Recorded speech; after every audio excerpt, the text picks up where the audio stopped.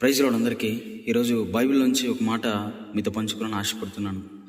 అదేంటంటే మత్తయి సువార్త 16:24 వచనంలో ఒక మాట ఉందన్నమాట.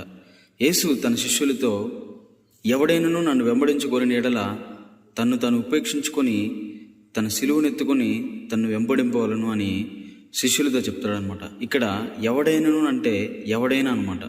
అంటే శిష్యులు మాత్రమే కాదు, ఎవడైనా క్రీస్తుని వెంబడించాలి అనుకుంటే తను తాను ఉపేక్షించుకొని, అంటే తన ఆలోచనలు, తన సొంత నిర్ణయాలు, తన గర్వం, తన కోపం, తన ఆశలు అన్నిటినీ విడిచిపెట్టి యేసుక్రీస్తుని వెంబడించాలన్నమాట.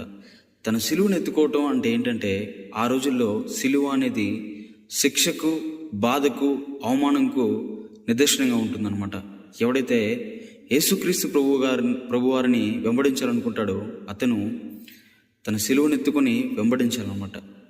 అవమానం పొందాలి, శిక్ష భరించాలి, బాధలు అనుభవించాలి. అప్పుడే యేసుక్రీస్తు వారు మన కొరకు ఎంత శ్రమపడ్డారో, ఎంత త్యాగం చేశారో అనేది మనం తెలుసుకోగలుగుతాం అనమాట. నిజంగా యేసుక్రీస్తు ప్రభువారు సిలువలో చేసిన యాగం అనేది మనం మాటల్లో వర్ణించలేం అనమాట.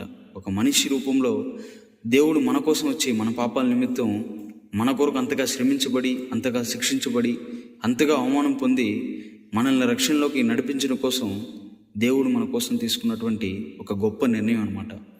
తన ప్రాణంను దక్కించుకోవాలని ఆశపడతాడో వాడు దాన్ని పోగొట్టుకుంటాడు అనమాట.